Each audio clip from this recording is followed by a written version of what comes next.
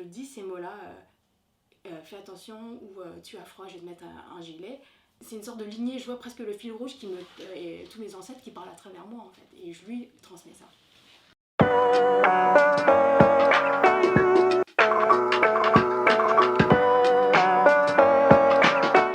C'est une petite anecdote, quand on était jeune avec mon frère, ou qu'on prenait les transports et tout, on en jouait quoi. On avait l'impression de dire des secrets que personne ne pouvait comprendre.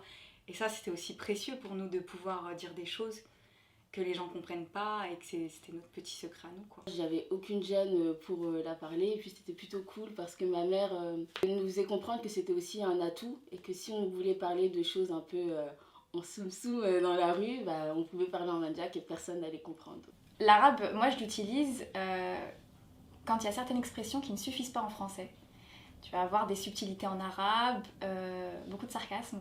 C'est parfait pour se moquer, c'est parfait pour rigoler. Enfin, moi, c'est inconcevable que je parle français à ma mère. Enfin, c'est pas possible. Je la vouvoie même en tamoul. Il y a aussi une autre dimension traditionnelle et culturelle qui fait que t'es même pas la même personne quand tu parles le tamoul ou le français. Le déclic, en fait, je sais pas si c'était un déclic ou une fatigue de pas comprendre en fait et de trouver ça assez frustrant. Et en fait, en 2019, je suis allée en Somalie pour la première fois. Et même si j'avais fait une espèce de deuil du fait que je parle pas somalien, ça a été quand même un peu violent de me retrouver dans le pays de mon père sans pouvoir communiquer avec les gens. Un jour, ma mère m'envoie une vidéo d'un mariage à Oujda, parce qu'elle est née à Oujda. Et elle me dit, il y a probablement ta grand-mère parmi ces femmes-là. Et j'étais incapable de reconnaître, de comprendre et de reconnaître ma grand-mère. Et donc en fait, ça a été un choc énorme de me dire que je ne connaissais ni le visage de ma grand-mère, et quand bien même j'essaierais de comprendre ce que disent les gens ou les chants des femmes dans ce mariage-là, j'étais incapable de comprendre. Donc ça a été une grande tristesse pour moi. J'ai fait mes années collège à Madagascar. Je suis restée pendant 6 ans, et les premiers jours où je suis venue à Madagascar, on m'a dit « Oh Maëva, t'es un peu trop noire pour savoir parler français ». J'étais choquée, ça m'a créé un blocage, et j'ai eu du mal à vraiment m'entraîner à parler malgache parce que j'avais peur que les gens se moquent de moi, de mon accent. J'étais dans une école française, et même avec mes amis, en fait, on parlait en français et ils étaient malgaches. Et puis je pense que le fait de parler français, ça a été aussi une manière pour moi de me distinguer, parce que j'avais rien de valorisant en fait physiquement parlant, et peut-être que le fait de parler français, c'était quelque chose qui me valorisait un petit peu, même si c'était pas la bonne solution. Maintenant, je vois que ça me manque en fait, parce que clairement j'ai perdu beaucoup de liens avec ma famille, et je vois bien que finalement nos rapports ont été affectés par le fait que moi je maîtrise pas la langue, avec un père qui considère de base que le français c'est mieux que le vietnamien. On tire vite le côté la France c'est mieux que le Vietnam, du coup j'ai du mal à reconnecter avec ce côté-là de mes origines. Je pense que je serai toujours un peu déchirée entre la France et l'Inde. Je suis les deux, et en même temps, quand je suis en Inde, la France me manque, quand je suis en France, l'Inde me manque. Maintenant que je parle le hindi, le fait d'avoir réappris le hindi, je me sens totalement légitime à me dire que je suis franco-indienne, parce que je parle pas aussi bien hindi que français, mais je le parle et j'ai aucun problème pour le parler. C'est-à-dire que maintenant je fais des fautes en hindi, j'en ai rien à faire. Et en français j'en fais aussi des fautes de toute manière. Et je me suis autorisée à me sentir légitime aussi. Parce qu'en tant qu'enfant adopté, il y a le déracinement qui fait qu'on nous enlève notre culture. Et du coup, est-ce qu'on est 100% les deux, 50-50 ? Est-ce que... Bon, et maintenant je suis 100% les deux. En fait, je pense comme on parle de langue et qu'on dit aussi la langue maternelle, souvent on a l'impression du coup que c'est ça qui crée notre identité. Et moi, je pense que j'ai voulu compenser par autre chose. Et du coup dire non, mais je suis légitime à être somalienne, parce que justement, en ayant grandi au Luxembourg, sans être entourée de la communauté somalienne, à l'époque en France, quand j'allais voir ma famille, dans les différentes villes françaises, il y avait très peu de diaspora somalienne. Et du coup, j'avais besoin d'aller revendiquer, non, mais si, vous voyez, je suis aussi somalienne. Mais ensuite, après, j'étais là, non, ça, il faut que je l'arrête. Et ça passe pas que par la langue. Et du coup, en travaillant aussi sur ça, du coup, j'ai recherché l'histoire de la Somalie. En fait, avant de prouver aux autres que j'étais vraiment somalienne, je crois que j'essayais de me prouver à moi-même que j'étais somalienne, au-delà de la langue. J'ai tellement surinvesti d'autres modes alternatifs, la musique, l'histoire, la danse, les danses traditionnelles aussi, qui font qu'aujourd'hui, là, à l'heure actuelle, je me sens enfin un peu légitime. le seul sentiment d'appartenance suffit à être légitime. Honnêtement, j'ai rarement rencontré des gens qui arrivaient à situer le Sierra Leone sur une carte. Déjà, le Nigeria, ça a commencé à prendre de l'ampleur au niveau de la culture musicale ici, mais c'est des pays anglophones colonisés par des Britanniques, et donc on sait qu'il y a une forte population qui est présente dans les pays anglophones, mais en France, si on va pas à l'église et qu'on va pas dans les églises américaines ou quoi, on va vraiment pas rencontrer des gens qui viennent de nos pays, tu vois.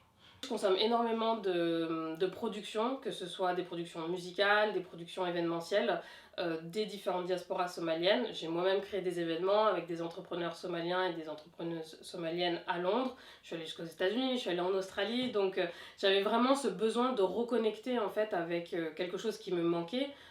Au-delà de la distance géographique et de la situation politique hyper compliquée, de ne pas pouvoir aller en Somalie pendant des années, c'était aussi pour moi un biais de dire bon, je comprends pas ce que vous dites, mais je vais comprendre quand même. Et du coup, je voulais montrer qu'en fait, on pouvait être somalien ou somalienne de multiples façons. Pour moi, c'était une vraie réflexion d'enseigner ou pas le Wenzo à mon fils. Pour moi, c'était est-ce que je lui parle français? Parce que je sais qu'en français, il y a les mots affectifs. Il y a les je t'aime, je suis fière de toi. Il y a tous les mots que moi, je pourrais lui dire. J'avais des vidéos où je parlais en français, mais il y a une sorte de distance entre moi et mon fils. Et c'est pas les mots que j'ai entendus quand j'ai grandi.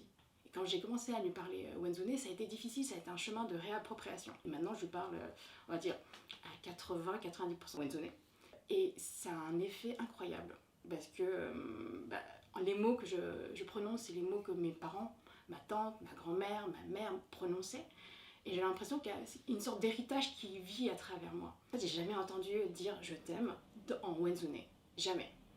Je sais même pas à quoi ça ressemble en fait. Mais je sais que ma mère, quand elle avait des mots affectifs, c'était mon trésor de fille. Tu fais bien les choses. Quand je dis ces mots-là, fais attention, ou tu as froid, je vais te mettre un gilet, c'est quelque chose qui est plus... C'est une sorte de lignée, je vois presque le fil rouge et tous mes ancêtres qui parlent à travers moi en fait. Et je lui transmets ça.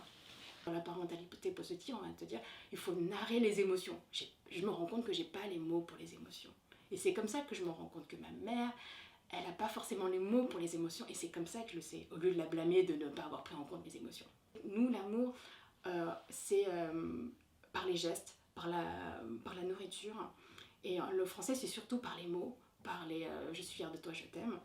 Et moi, en tant que mère chinoise, wenzonaise et française, je veux qu'il ait les deux. Maintenant que j'attends mon premier enfant, la question de la langue, elle est essentielle. C'est-à-dire qu'il y a une question vraiment que je me suis posée dès le début, même avant d'être enceinte, c'était quelle est la langue que je vais transmettre à mon enfant? Et du coup, il y a une vraie question de comment est-ce qu'on transmet, quels sont les mots que l'on veut transmettre, et surtout aussi, quelle est l'identité qu'on veut transmettre. Et j'aimerais bien... que mon enfant, bien évidemment, parle plusieurs langues. J'adorerais qu'il parle la langue de mon père, mais je me dis aussi que je veux pas non plus, transmettre peut-être un trauma et en faire un trauma transgénérationnel et me dire parce que moi je l'ai pas eu, du coup faut que mon enfant il le parle et qu'en fait ça comble à travers moi. Mon père, sur la transmission de sa langue, oui, je pense que lui veut absolument réparer quelque chose. Et je pense que ça c'est une discussion que j'ai avec mon père en disant non mais on répare plus maintenant. Par contre on peut transmettre, on peut donner, on peut partager, et ça c'est beaucoup plus important parce que réparer du coup ça veut dire que ça va être quelque chose de beaucoup plus douloureux. Quand j'ai eu mes enfants, je me suis pas posé la question directe de la transmission de la langue, donc j'ai fait les choses comme elles sont venues naturellement. Et c'est vrai que parler tamoul, chez moi dans mon contexte familial, c'était pas naturel. Donc c'est vrai que là je culpabilise un peu parce que je leur ai pas appris la langue, parce que je me suis toujours dit que pour apprendre une langue, il fallait assimiler un parent exclusivement à cette langue et l'autre au français. Et je l'ai pas fait. Donc là je me pose vraiment ces questions-là. Pour moi c'est très très important. Après elles sont d'une double culture, elles sont métissées, donc c'est un peu difficile. Et on se rend compte de ce que tu penses et de la réalité. Elle est pas si simple que ça, parce que pour moi, finalement, parler tamoul à mes enfants, c'est un effort, c'est pas naturel. Ça a même fait partie de mon identité, parce que les personnes, quand elles devaient me décrire, c'était Maëva, la personne qui sait pas parler malgache. Donc ça faisait partie de qui j'étais. Ça va être par exemple des remarques ah mais t'es malgache, tu sais pas parler malgache, mais en vrai t'es pas une vraie malgache. Et je pense que là c'est dur parce que c'est vraiment toute ton identité qui est reniée et que on n'accepte pas en fait la personne que je suis, qui du coup, une enfant d'immigré qui a grandi avec une double culture, donc c'est normal que parfois je maîtrise pas forcément ma langue d'origine. L'élément déclencheur dans le réapprentissage du hindi, ça a été le ressenti et la sensation de manque que j'avais depuis enfant. Je pense que ça a été tout un processus depuis petite qui a fait que j'ai choisi de faire ça pour mes études supérieures.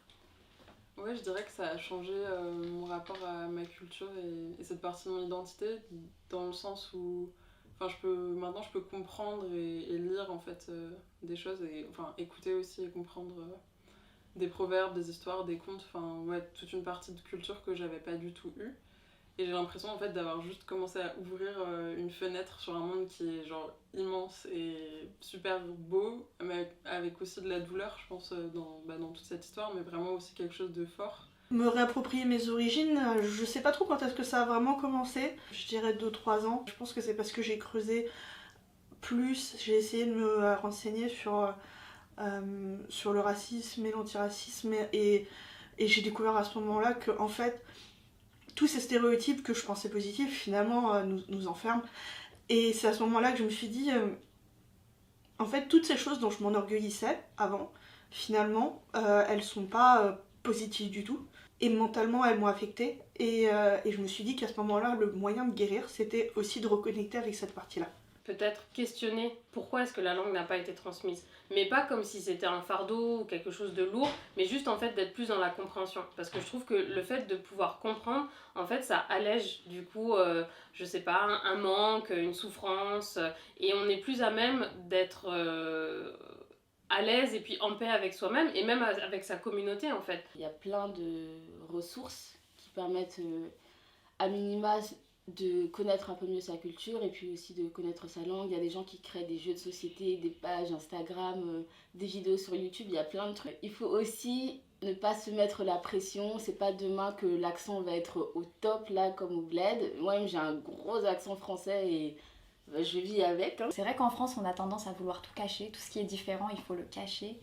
Mais pour une fois prenons un peu exemple sur les Américains ou les Anglais et exposons notre différence plutôt que de la camoufler. C'est une richesse de parler des langues, et encore plus quand c'est une langue qui appartient à ton histoire.